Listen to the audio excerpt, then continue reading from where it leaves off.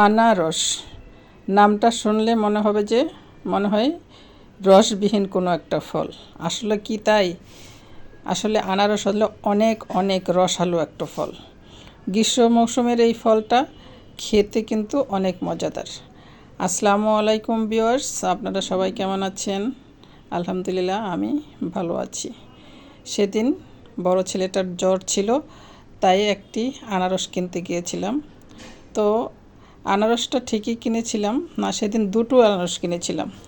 দুটো আনারস আনার পর বাসায় এসে দেখলাম কেটে দুটো আনারসই পচা। ভাগ্য কি নির্মম, দুটো আনারসই ফেলে দিতে হয়েছিল।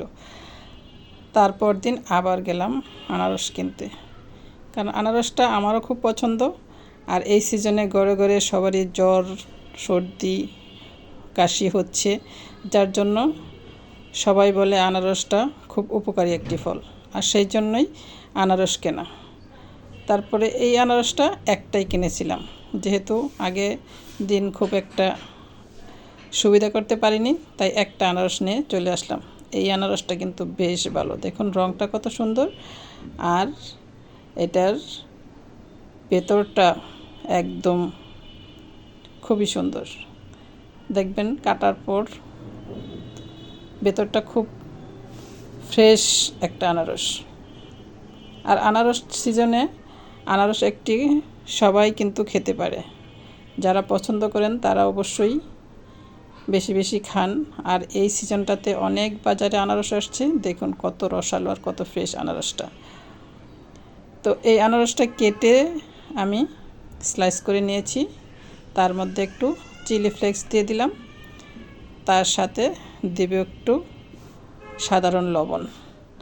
এখানে কিন্তু লবণের সাথে কাসুন্দি দিলেও আরও টেস্টি হয়, কিন্তু কাসুন্দিটা আমি দিলাম না, কারণ ছেলে কাসুন্দিটা খুব একটা পছন্দ করে না, যেহেতু তার জ্বর। এখন এইটা একটু মেখে নিব, তাহলেই ব্যাস হয়ে গেল। দেখতে যেরকম রসালো, খেতেও তেমনি মজাদার হয়েছে। আর সবাই যেহেতু পছন্দ করে, এই আনারসের দিনে আমরা সবাই বেশি বেশি আনারস খাবো। আনারস খুব পুষ্টিকর একটি ফল, সর্দি কাশির জন্য, জ্বরের জন্য এই আনারস ফলটা খুব উপকারী।